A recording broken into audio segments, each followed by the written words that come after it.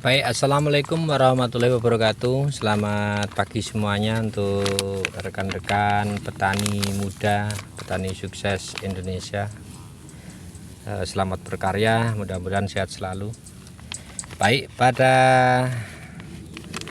bagian ini akan coba saya berikan pengalaman tentang melon. Oke rekan-rekan saya, pada hari ini tanaman saya sudah berumur kisaran di 37 hari, dan untuk perawatan semuanya sudah selesai, baik penggantungan ataupun pruning sudah selesai. Setelah semuanya itu selesai, apa yang perlu kita lakukan?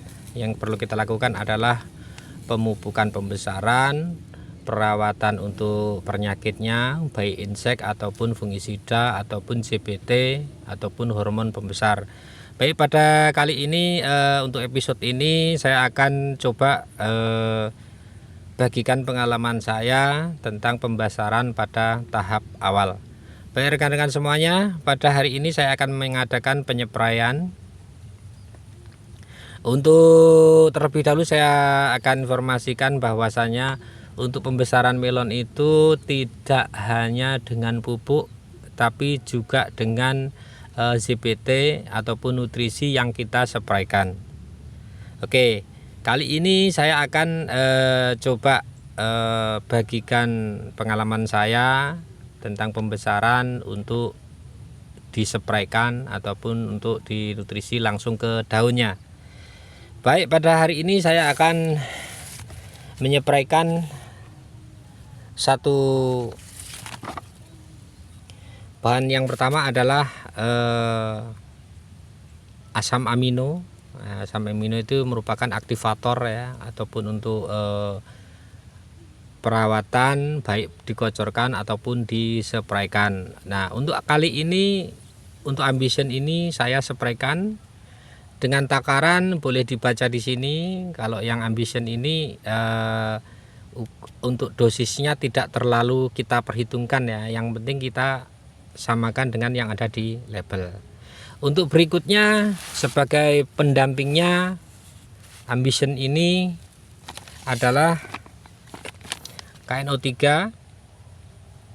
Ini dengan dosis untuk pertama ini saya hanya berikan 3 sendok makan per tangki 16 liter. Nah, kemudian untuk jamur ataupun fungisidanya, kebetulan pada hari ini kita rolling dengan antrakol. Antrakol baca dengan dosis sesuai yang ada di label. Rekan-rekan semuanya, misalkan nih ya, kita memakai suatu fungisida ataupun insektisida, terus kita baca di sini tidak ada yang sesuai tanaman yang kita kembangkan. Misalkan di sini saya nanam melon, nah sementara di sini kita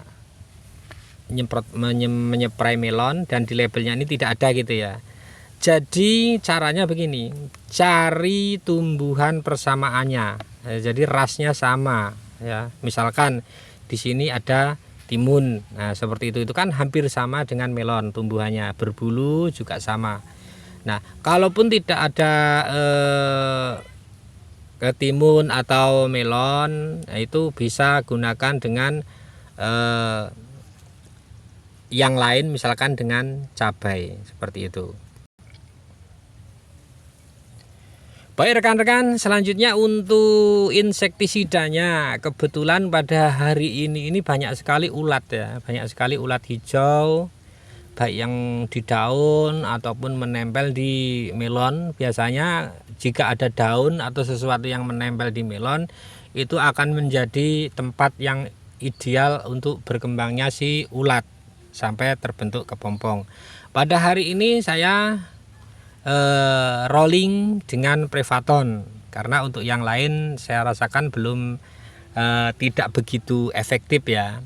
Alhamdulillah dengan kita gunakan Prevaton ini si ulat hijau, ulat biasanya di daun ataupun di buah melon ini sangat lumayan efektif.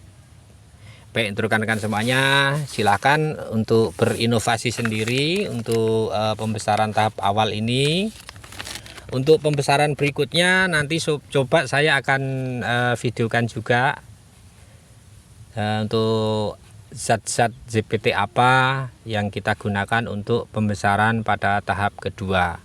Baik rekan-rekan semuanya, satu informasi, pada tahap-tahap awal ini belum terbentuk yang namanya jaring ya, motif pada buah melon. Untuk itu kita gunakan untuk perangsang pembesaran ataupun hormon itu boleh dengan dosis yang agak tinggi ya, seperti itu. Nah, untuk pembesaran melon sendiri untuk dispray itu nanti ada beberapa tahap ya, jadi tidak monoton dengan satu bahan yang ada di sini. Nanti untuk yang berikutnya saya coba akan videokan. Biasanya saya menggunakan dengan Gibro, kita campur dengan bumbu masakan micin, nah seperti itu, dengan dosis tertentu ya. Jadi untuk berikutnya ketika sudah mulai terbentuk jaring sedikit-sedikit, itu tidak bisa kita gunakan pembesaran dengan level yang tinggi. Maksudnya untuk pembesarannya itu terlalu cepat, itu tidak boleh. Karena apa? Itu akan bisa membuat si melon ini retak ataupun jaring yang terbentuk dengan tidak bagus seperti itu ya. Nah, baik rekan-rekan, untuk tahap-tahap awal ini pembesaran bolehlah untuk kita pacu dengan air, penyiraman ataupun pengocoran itu dimaksimalkan nanti terakhir sampai di umur 50 itu untuk air, untuk penyiraman ataupun penetesan air pada media tanam itu boleh kita kurangi, baik untuk ukurannya ataupun temponya ya, intervalnya, seperti itu rekan-rekan. Baik, terima kasih untuk video kali ini, mudah-mudahan bermanfaat. Tolong dibantu subscribe-nya sehingga kita bisa berbagi pengalaman tentang di pertanian. Demikian untuk rekan-rekan semuanya, terima kasih atas perhatiannya. Selamat pagi, sehat selalu untuk semuanya. Saya Heri, assalamualaikum warahmatullahi wabarakatuh.